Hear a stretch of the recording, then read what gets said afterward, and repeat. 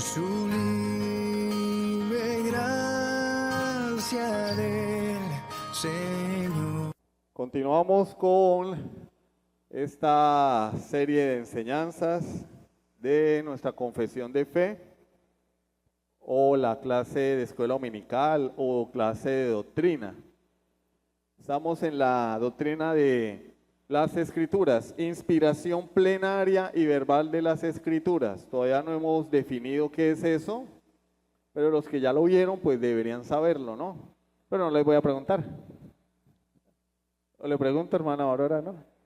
El que mira pierde. Eso es como con la policía. Usted mira al de tránsito y perdió. Pregunta, ¿qué es la Biblia? Recuerdan lo que vimos la semana pasada, ¿cierto? ¿Qué es la revelación? ¿Qué es una ortodoxia? ¿Qué es un dogma? ¿Tengo que hacerle resumen? A mi esposa no le gusta que yo haga resumen porque dice que es tiempo que se invierte en la enseñanza y pues no se puede avanzar. ¿Qué es ortodoxia? Es lo que se conforma con el dogma de una religión, ¿sí? Que es un dogma, una verdad innegable. Una verdad innegable. Por ejemplo, el sol sale todos los días. Eso es una verdad innegable. El que diga lo contrario está loco. Entonces, el ser humano debería ser dogmático en eso, ¿no? El sol sale todos los días. El catolicismo romano era dogmático en cuanto a la teoría geocéntrica del universo, es decir, que la Tierra era el centro del universo, que la Tierra era plana y por eso mataron a Galileo Galilei, lo condenaron como hereje porque Galileo enseñaba que la Tierra no era plana. Galileo Galilei era un científico de la época y Roma lo asesinó, ¿sí? Como muchos, solamente por enseñar que la Tierra no era plana, que la Tierra era redonda. ¿Cómo les parece? Entonces, Roma era dogmática en eso. Ahora nosotros somos dogmáticos en las verdades centrales de la Escritura. ¿Como cuáles? La inspiración de la Escritura, la suficiencia de la Escritura, la inerrancia de la Escritura, la infalibilidad de la Escritura. Somos dogmáticos. ¿Sí? ¿Es que al hermano le gusta hablar mal de otras iglesias? No, pero toda congregación que no reconoce, acepta y enseña que la Biblia es la única fuente de revelación está en un error. Es que Dios a mí me habla a través de sueños, naranjas. Que a mí Dios me habla a través de visiones, nada. Que a mí el profeta me dijo que yo compré el almanaque ese que venden en cierta congregación a fin de año con la palabra profética del apóstol y lo tengo colgado en la sala porque lo venden, no lo regalan, lo venden. Nada. Somos dogmáticos. La palabra de Dios es la única fuente de revelación, no hay más. Es decir, nosotros nos morimos ahí. Y de hecho, en el siglo XVI, hombres de Dios fueron perseguidos y martirizados por defender esa verdad. Esa fue la manzana de la discordia entre la iglesia gobernante, el catolicismo romano y los reformadores, porque Roma enseñaba que habían varias fuentes de revelación, ¿sí? La tradición, el magisterio, ¿sí? Y la Biblia enseña que ella es la única fuente de revelación. Y esa fue la discordia entre Martín Lutero y la iglesia gobernante. Martín Lutero en sus 95 tesis dice, esto es lo que dice la Biblia, esto dice Roma. Y el resto es historia. Martín Lutero no dijo, esto es lo que yo pienso, esto es lo que yo creo. No, esto dice la Biblia, esto enseña Roma. Yo me imagino unas 95 tesis el día de hoy. Esto es lo que dice la Biblia, esto es lo que dicen los falsos apóstoles, los profetas, el Evangelio de la Prosperidad, aquí. Y pues también habría persecución, ¿cierto? Porque pues son las denominaciones que más influencia y poder, entre comillas, tienen. Entonces llegamos a la doctrina de las Escrituras, la Biblia. Nos hacemos una pregunta, ¿qué es la Biblia? Bueno, la palabra Biblia no está en la Biblia. Se va a buscar en la Escritura, en este libro, Biblia, y no lo va a encontrar. Porque Biblia proviene de una palabra griega, biblos. ¿De dónde surge esa palabra? Esa palabra es el nombre de una ciudad de la antigua nación de Fenicia. Es el nombre de una ciudad, Biblos. ¿Qué ocurría en esa ciudad? Bueno, en esa ciudad había una planta que se llamaba, adivinen, papiro. Papiro. Y de esa planta, de la hoja de esa planta, ¿sí? Hicieron unas láminas para escribir sobre ellas. Es como si hoy en día nosotros pudiéramos escribir sobre la hoja de plátano, la hoja de la que se vuelven las hallacas. Si se pudiera escribir allí, bueno, ellos tomaron las hojas de esta planta y comenzaron a utilizarla para escribir en esas hojas. Y por eso los escritos antiguos se llaman papiros. ¿Pero por qué? Porque por el origen del material, la planta papiro. ¿Dónde estaba la planta papiro? En la ciudad de Biblos, en la nación de Fenicia. De allí surgió esa palabra, Biblos. Para nosotros tiene otro significado. Bueno, ¿qué palabras están en la Biblia? Escrituras, esa sí está en la Biblia, escrituras, la palabra de Dios, ¿sí? Sí aparece en la escritura. Y Biblia, bueno, comenzó a llamársele por el origen, después de esos papiros comenzaron a, digámoslo así, evolucionaron pergaminos. Los libros de los que habla la Biblia no son así con tapas, lomo, no, eran rollos. Me hurgué el ojo y no lo puedo hacer, porque por instinto, ¿no? Pero bueno. Eran rollos, y por eso nosotros vemos en la Biblia, en el libro de Apocalipsis, se desató el primer sello, ¿sí? Se desató el segundo sello. Bueno, porque para abrir el rollo había que desatar los sellos, porque eran rollos. No eran así. Así era que estaban conformados los libros. Hojas extensas, ¿sí? Pergaminos, y se enrollaban. Entonces tenemos en la Biblia palabras para definir lo que son las Sagradas Escrituras, escrituras en primer lugar y palabra de Dios. Ahí están los textos, Juan 5:39. Juan 5:39 dice, vosotros escudriñad las Escrituras, o en la versión Reina Valera, escudriñad las Escrituras, porque a vosotros os parece que en ellas tenéis vida eterna, y ellas son las que dan testimonio de mí. ¿Qué palabra aparece allí? Escrituras. Y en Hebreos 4:12 dice, porque la palabra de Dios es ¿qué? Es viva y eficaz, y más cortante que toda espada de dos filos, que penetra hasta partir el alma y el espíritu, las coyunturas y los tuétanos, que disciernen los pensamientos y las intenciones del corazón. ¿Pero qué dice allí? La palabra de Dios. La palabra de Dios. Así es como la Biblia se designa a sí misma. Las Escrituras, la palabra de Dios. Pero no le decimos Biblia por el lugar, ¿sí?, de donde se originó el material para escribir. Biblos. ¿Sí? Y pues el Biblos significa colección de libros. Es una colección de libros o biblioteca. ¿Por qué? Porque nuestra Biblia consta de 66 libros y cartas. 66 libros y cartas, 39 del Antiguo Testamento y 27 del Nuevo Testamento. Y allí tenemos 66 libros. Esta clase no es una clase de bibliología, ¿sí? Entonces no voy a profundizar en esas cosas porque lo que queremos hacer aquí es presentar lo que nosotros creemos respecto a las Escrituras. Sí, voy a dar alguna información sobre la Biblia, pero no es una clase de bibliología. ¿Sí? ¿Sí? Vamos a hablar algunas cosas, pero el punto central es lo que nosotros creemos como iglesia respecto a la Biblia. ¿Qué es la Biblia para nosotros? Basado en la Escritura, obviamente.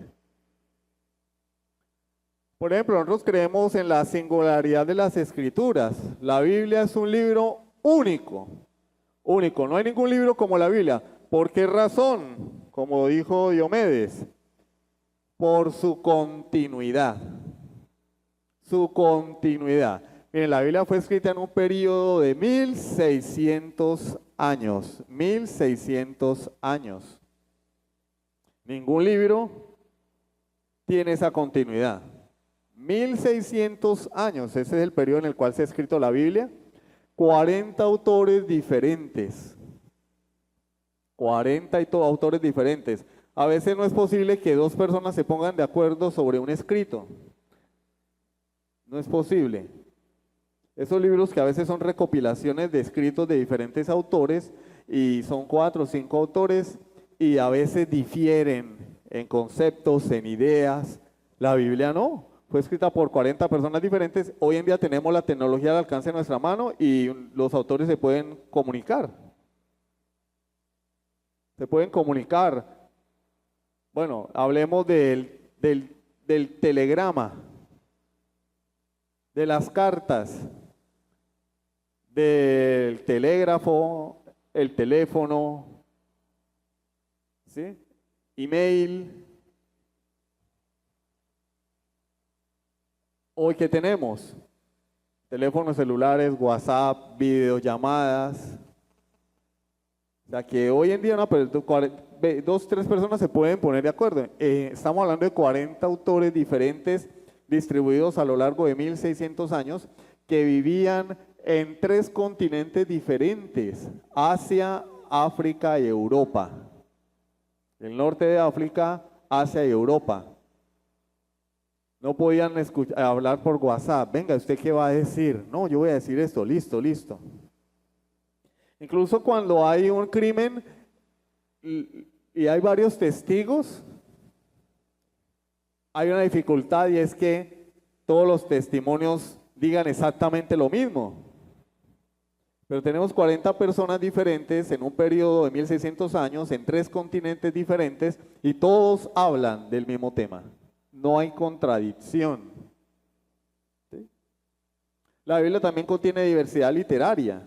Tenemos poesía, tenemos narraciones o historias, tenemos profecías, tenemos cánticos, tenemos legislación, leyes.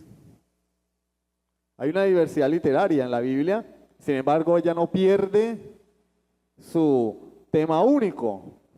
No lo pierde, todo gira alrededor de ese tema.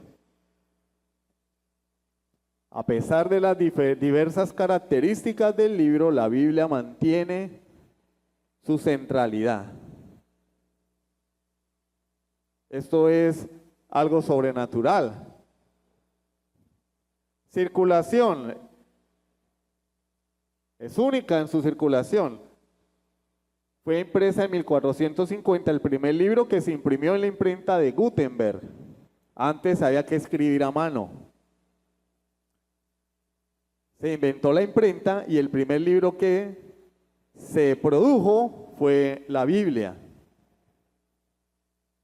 Es único, fue el primer libro impreso. Es el libro más distribuido en el mundo. 6 billones con B larga, billones de ejemplares han sido distribuidos en todo el mundo. Gracias a los gedeones, de esos 6 billones, 1,5 billones se han distribuido. 1,5 billones de ejemplares de la Biblia y Nuevos Testamentos. Se calcula que en cada hogar hay al menos una Biblia, en cada casa, por lo menos hay una Biblia o un Nuevo Testamento, ¿sí? Bueno, algunos tienen una y por allá las otras por allá en el basurero, por allá guardadas, los Nuevos Testamentos de los leones por allá arrumados porque ni lo leen, pero es el libro más distribuido. Para hacer una comparación, el segundo libro más distribuido en la historia es el libro escrito por Charles Dickens, que es el escritor de Cuento de Navidad. ¿Lo han leído? No. ¿Han visto la película? Sí, algunos. Cuento de Navidad. Que el espíritu de la Navidad pasada, el espíritu de la Navidad presente, el espíritu de la Navidad futura. El protagonista era un hombre tacaño que se llamaba Scrooge. Tiene un amigo que se llamaba Marley, como Bob Marley, pero este no cantaba reggae. Esa historia es muy famosa. Charles Dickens escribió un libro que se llama Historia de dos ciudades. Y es el libro más vendido, 200 millones de copias. 200 millones de copias. Y solo los gedeones han distribuido 1.5 billones de copias de la Biblia. Después le sigue otro libro más conocido que se hicieron una película, El Señor de los Anillos. ¿Sí la han visto la película? Yo no me la he visto, pero por pedacitos así. Mi esposa remeda al muñequito del Señor de los Anillos. ¿Cómo es que se llama? ¿No se acuerda el nombre? Bueno. El Señor de los Anillos, 150 millones de copias. El libro. Y después del Señor de los Anillos tenemos El Principito. ¿Han leído El Principito? Yo me lo leí. El Principito. 140 millones de copias. O sea que ningún libro de la historia supera los 200 millones de copias. Pero la Biblia, 6 billones de copias. O sea, es un libro único en su circulación. No le llegan ni a los talones, ni sumándose entre ellos mismos le llegan a los talones a la Biblia. Es el libro más traducido, 1200 idiomas y 1000 dialectos. Ahora bien, ¿qué creemos nosotros? La Biblia es también imprescindible. Es imprescindible, o sea que es esencial, es fundamental. ¿Para todo? Es la pregunta. ¿Es imprescindible para todo la Escritura? Por ejemplo, yo voy a cocinar un arroz con pollo y puedo venir a la Biblia para ver cómo se cocina el arroz con pollo. Yo estoy estudiando medicina y necesito saber cómo intubar a una persona. Vengo a la Biblia, ella me va a enseñar cómo hacerlo. No, la Biblia no es imprescindible para que tengamos conocimientos de física, de química, de mecánica, de ingeniería, de cocina, de economía. No, no es imprescindible para eso.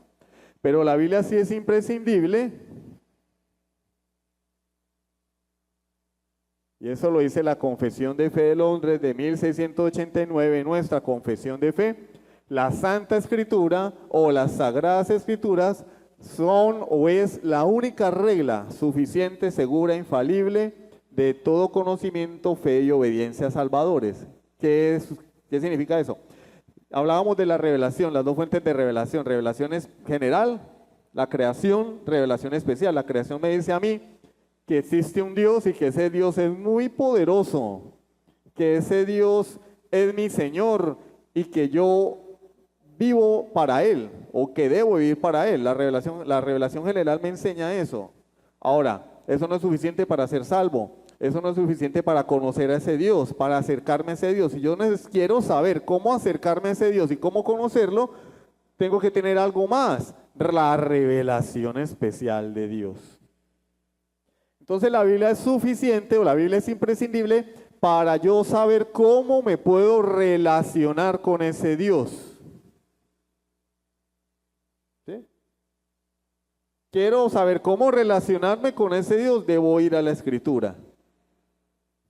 Soy un incrédulo, ¿cómo puedo reconciliarme con Dios? Debo ir a la Biblia. Soy un creyente, debo saber cómo agradar a Dios y vivir para Él. Debo ir a la Biblia. Claro, entonces la Biblia no sirve para nada, no le sirve a los médicos. La Biblia le sirve al médico porque le enseña principios de vida. La Biblia le sirve al policía porque le enseña a ser un policía honesto. La Biblia le sirve a la ama de casa cuando va a preparar el almuerzo porque le enseña que debe hacer todo para la gloria de Dios, de la mejor manera posible y con todo el amor. No le va a decir qué ingredientes usar, ni cómo utilizarlo, ni cuál es el tiempo de cocción del plato, ni cómo emplatarlo, pero sí le va a enseñar principios que ella va a poder aplicar a cada área de su vida. Principios. Entonces es imprescindible dice, todo conocimiento, fe y obediencia salvadores. ¿Quieres saber cómo obedecer a Dios? Ve a la Biblia. Hay personas que le preguntan a uno cosas y uno le dice, pues, mano, lea la Biblia. No, pero yo quiero que me lo diga usted. No, pues que, ¿acaso yo soy Dios? Está en la Biblia. Pero nos da pereza leer la Biblia. Por eso queremos que el pastor nos dé la respuesta. Cuando las respuestas están en la Biblia. Y afuera, la gente quiere palabra profética. Apóstol, ¿qué me quiere decir Dios? ¿Qué palabra fresca viene de Dios? Ninguna palabra fresca, hermano. Fresco la lechuga. Este libro tiene casi 2000 años de haber sido cerrado, de haber sido terminado de escribir, y es tan actual hoy como hace 2000 años. No ha perdido vigencia. ¿Quiere palabra fresca? Báñese y lea la Biblia recién bañado para que la agarre bien fresca. Pero no existe tal cosa como que no. Es que en esa iglesia, como alguien dijo, esa iglesia es una iglesia muerta porque no hay música, no hay jolgorio, no hay revelación, palabra nueva. No es que la palabra de Dios no es nueva, la palabra de Dios tiene 2000 años. Y qué hablar de antes de Cristo, porque antes de Cristo hubo revelación, pero no estaba completa. La palabra de Dios tiene 2000 años de haber sido sellada, de haber sido cerrado el canon. No me vengan con revelaciones nuevas. Eso es carreta, eso es mentira. No, pero es que a mí me profetizaron, que a mí me dijeron, ay, a mí me dijeron que iba a ser millonario. A ver, pues, ¿dónde está el billete? A ver, pues, no está. No, es que yo sembré en enlace, en la maratónica, porque, ¿y el billete dónde está? No, pues es que yo creo que falta de fe. Ay, qué belleza, ¿no? Qué belleza. Claro, para estafar a la gente, a los ingenuos y a los incautos. Ya lo dijimos, tenemos la revelación general, pero esta no es suficiente para relacionarnos con Dios. No es suficiente. Necesitamos la revelación especial. ¿Qué es la inspiración de la Biblia? Antes de definir qué es inspiración, vamos a decir que uno de los dogmas que se cuestionó abiertamente en el siglo XX, más cuestionado, es la inspiración o la identidad sobrenatural de la Biblia como palabra de Dios. Adivinen, empezando por quién.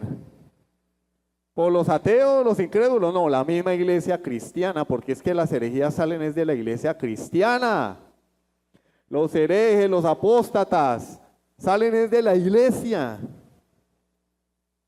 Los enemigos de la fe no son los ateos, no son las personas que están afuera, los incrédulos. Los enemigos de la fe son los mismos que están en la iglesia. Pablo lo dijo en el libro de Hechos, cuando yo me vaya, saldrán de vosotros lobos rapaces que no perdonarán al rebaño.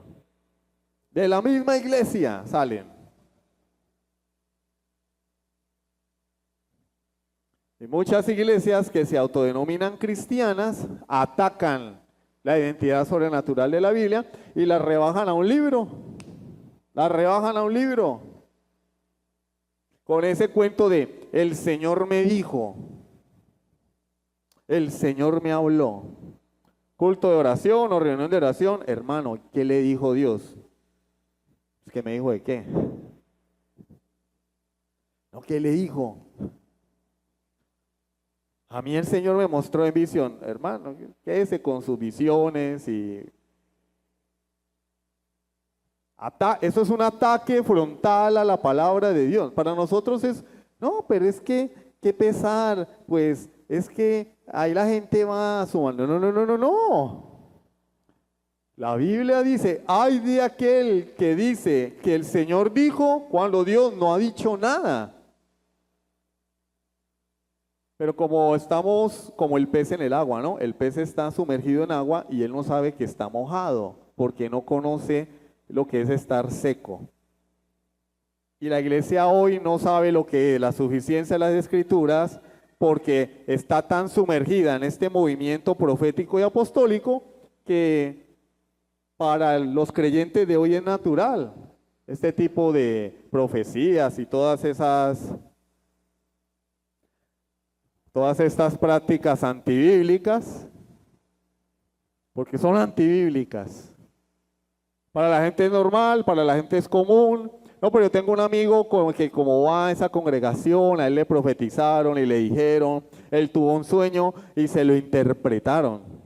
¿Cómo así?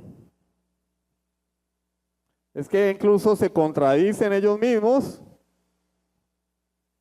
porque el Nuevo Testamento no habla del don de interpretación de sueños tampoco.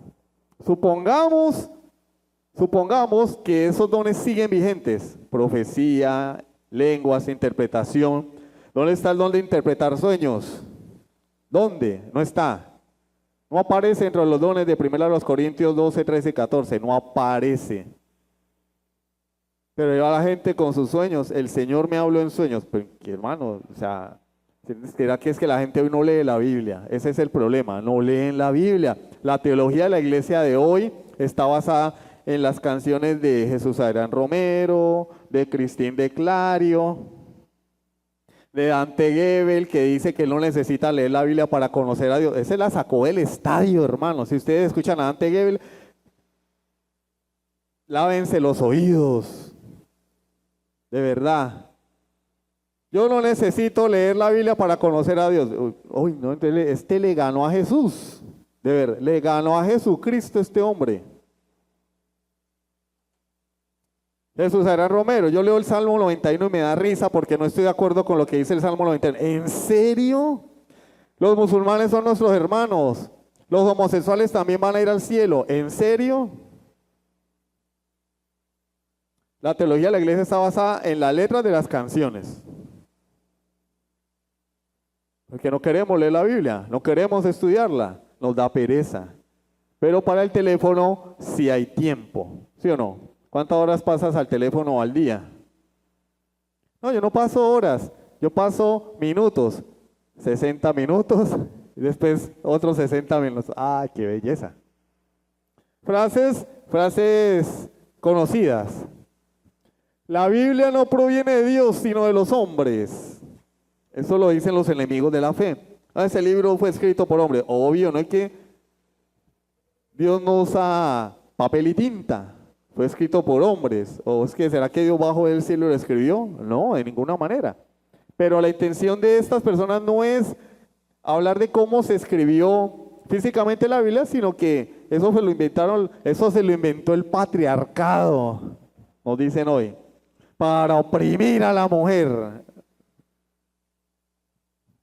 Dios es un Dios machista y Pablo también era machista.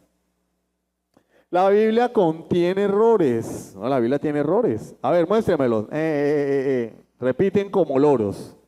¿Dónde están los errores de la Biblia? Ah, no, pues porque nunca la han leído. La Biblia no es la única manera en la que Dios habla al ser humano y esta es la más socorrida por los creyentes modernos. Vuelvo y lo repito, hermano, pero ¿usted por qué repite tanto lo mismo? Hermano, ustedes se sorprenderían la cantidad de cristianos que son expuestos a la sana doctrina y siguen creyendo estas bobadas. Hermano, pero no hable tan fuerte. En el tiempo de la ley los mataban a piedra. O sea que yo estoy siendo suavecitico. Lo mataban a piedra.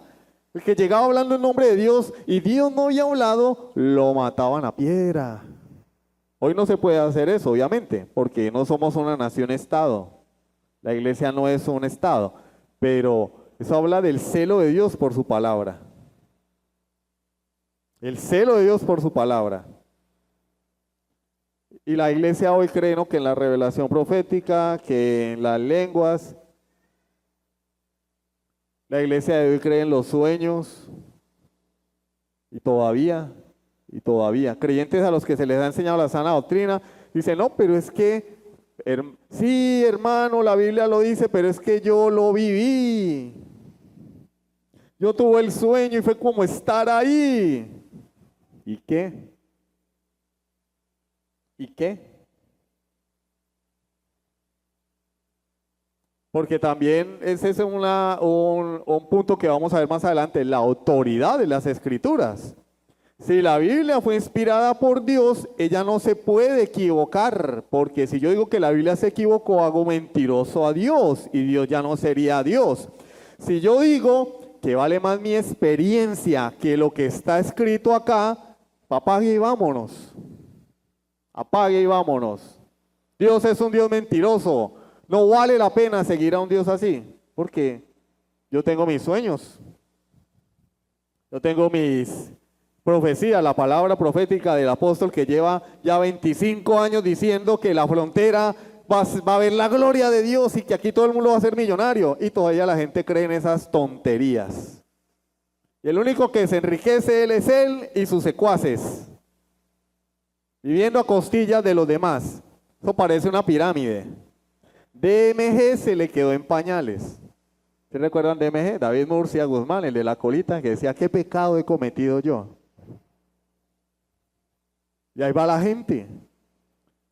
Pero eso lo vamos a ver más adelante, la doctrina de la suficiencia de las Escrituras y la autoridad de la Escritura. ¿Será esto verdad? No. Dios se ha revelado a través de la palabra inspirada. Este es el medio más importante de revelación. La inspiración produce las Escrituras y esa es la forma como Dios gobierna a su pueblo. Dios dijo, miren, mijitos, aquí está todo lo que ustedes necesitan saber y lo que ustedes deben hacer para agradarme en este libro. Esa es la constitución de Dios. Esta es la ley de Dios. Estas son las normas de Dios.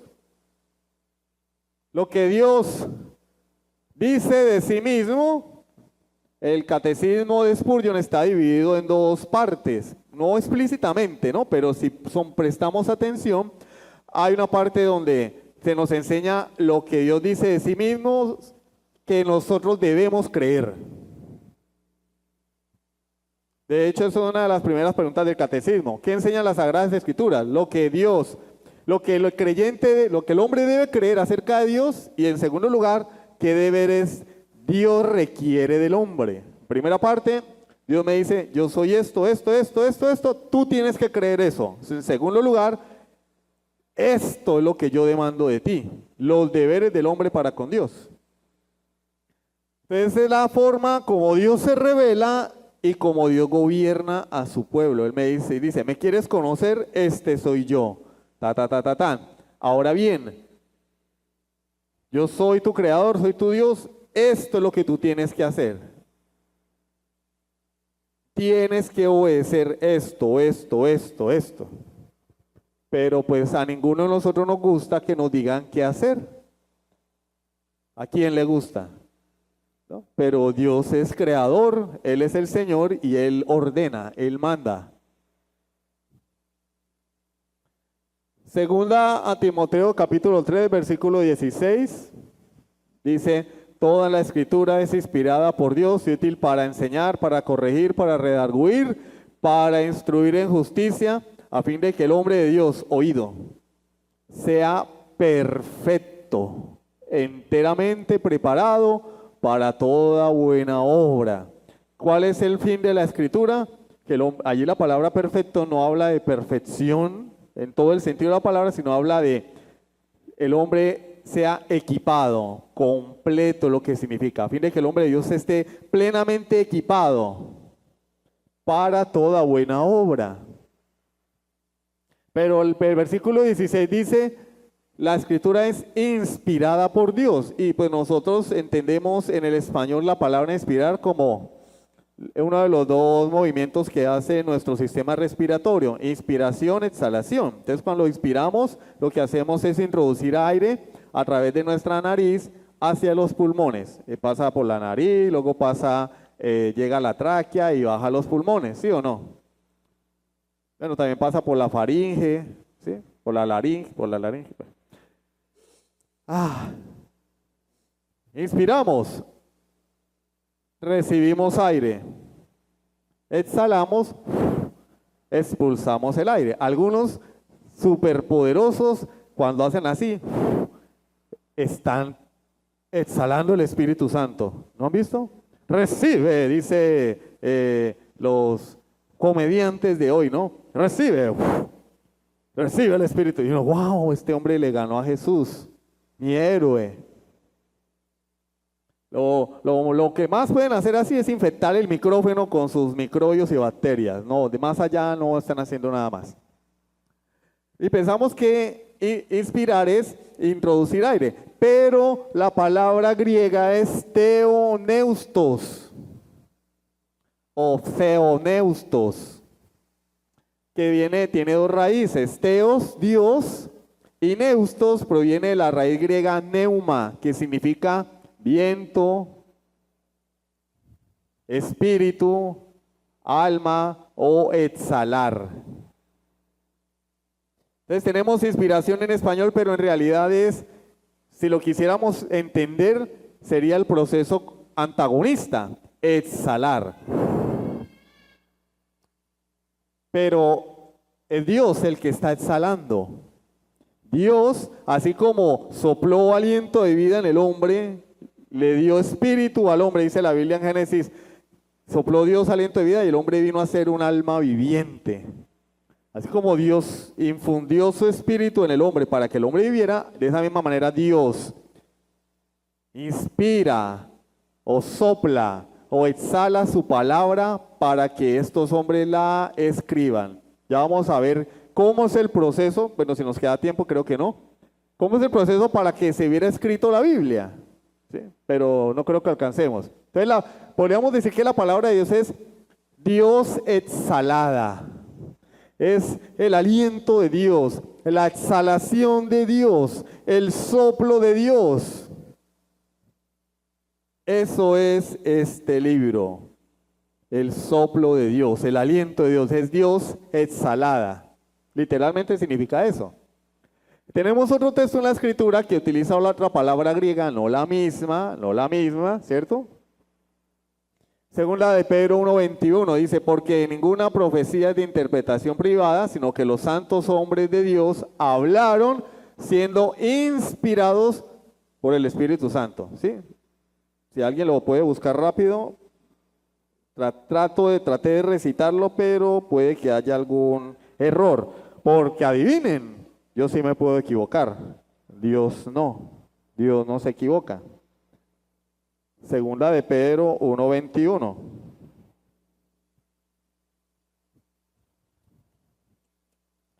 Porque nunca la profecía fue traída por voluntad humana, sino que los santos hombres de Dios hablaron siendo inspirados por el Espíritu Santo. Creo que parecido, lo dije. Y la palabra que aparece allí por inspiración no es theoneustos, sino es la palabra griega feromenoi, o feromenoi, que significa...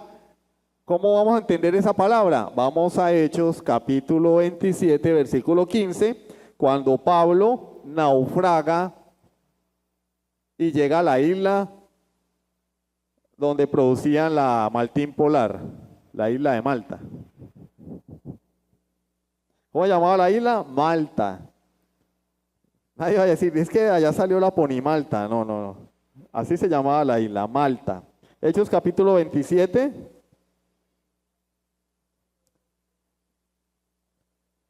Hechos 27, versículo 15, pleno naufragio, estaban en pleno naufragio estos hombres, y dice la palabra de Dios, ya lo encontré, y siendo arrebatada la nave, y no pudiendo poner proa al viento, nos abandonamos a él y nos dejamos llevar. Había un viento huracanado que llamaba Euroclidón.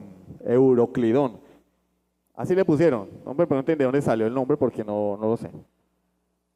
Dice de la Biblia que la nave fue arrebatada por ese viento y como ellos no podían controlar la nave, pues se dejaron llevar.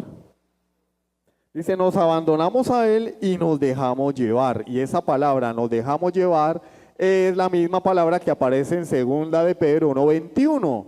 Entonces, en 2 de Pedro 1:21, cuando dice que la Biblia fue inspirada, quiere decir que los autógrafos, es decir, los que escribieron la Biblia, se dejaron llevar por Dios.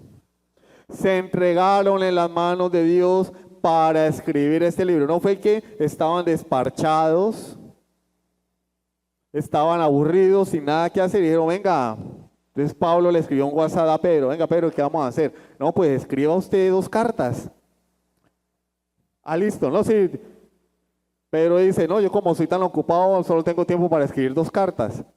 Y usted, Pablo, no, pues yo como estoy preso, tengo más tiempo libre, voy a escribir varias cartas, muchas. Casi todo el Nuevo Testamento me lo voy a escribir, hermano, porque es que yo soy un duro, soy un fariseo de fariseos, maestro de la ley. Mi profesor fue Gamaliel, o sea que tengo buena labia. No fue así. Estos hombres se dejaron llevar. ¿Se dejaron llevar quién? Por el Espíritu Santo. Pero quiero llegar a este punto. Definamos qué es inspiración y ya retomamos. ¿Qué es inspiración? Es el misterioso proceso por el cual Dios trabajó por medio de escritores humanos, empleando sus personalidades y estilos individuales para producir escritos divinamente autoritativos e inerrantes. ¿Qué es inspiración? El proceso que Dios usa para, por medio de hombres, ¿sí?, sin anular su personalidad y su estilo, producir este escrito divinamente autoritativo y sin error. ¿Sí? Tenemos tres o hay tres versiones.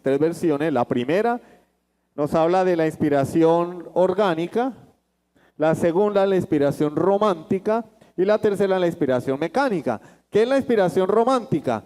Bueno, que un buen día Diomedes Díaz estaba preso, lo metieron preso porque por ahí como que murió una muchacha y él era sospechoso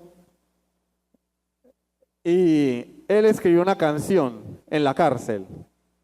Señor, tú eres grande, tú eres dueño del oro y la plata, yo soy hecho a tu semejanza, etcétera, etcétera.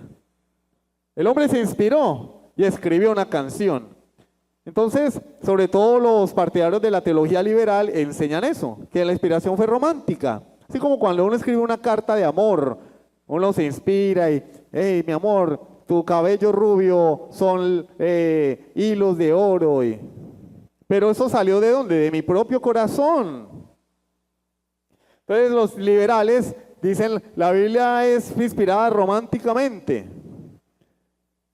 O sea, llevan la inspiración de la escritura meramente a la responsabilidad del hombre. El hombre la escribió, se inspiró, pero no la escribió Dios. Está la otra que es la inspiración mecánica. Mecánica porque enseña que el hombre solamente es un instrumento, como un robot.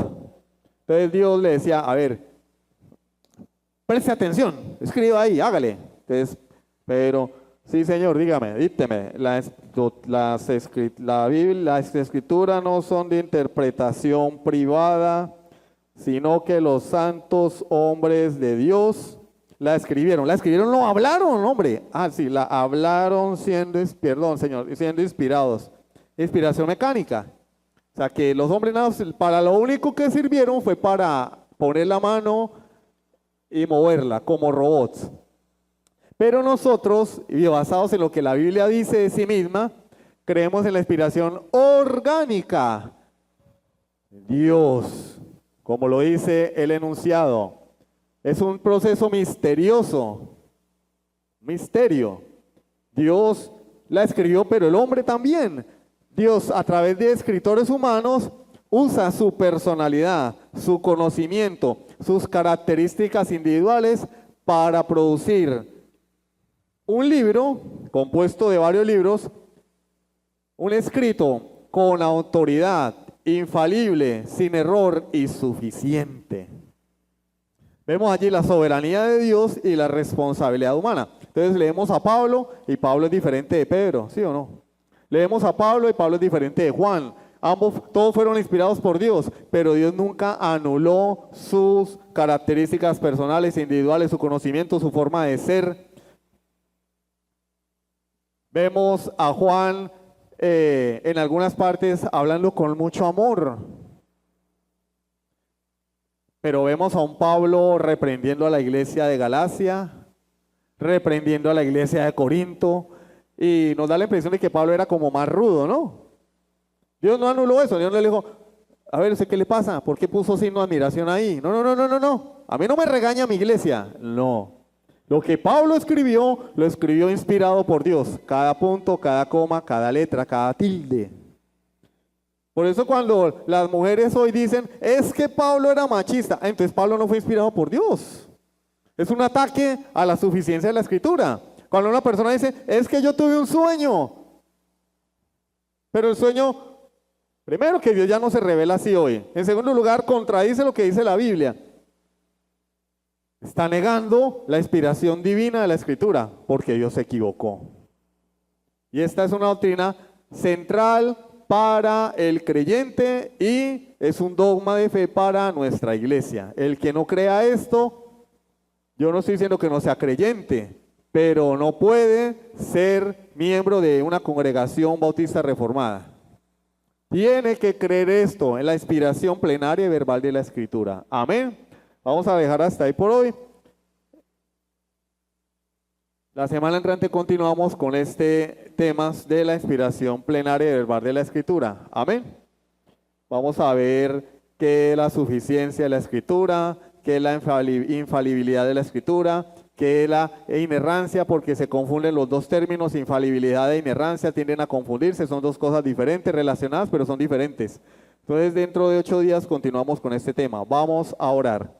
Bendito Dios y Padre Celestial, gracias Señor por tu palabra, gracias Señor por esta doctrina tan atacada, pero también la doctrina que ha sobrevivido a cualquier ataque. Y hoy más que nunca vemos cómo desde diversos lugares se ataca la escritura, pero nunca la Biblia había sido tan atacada por la propia iglesia, con creencias subjetivas, personales, antibíblicas. Señor, ayúdanos a ser fieles a tu palabra, fieles, Señor, a la doctrina y a tener convicciones firmes. Te lo pedimos en el nombre de Jesucristo. Amén.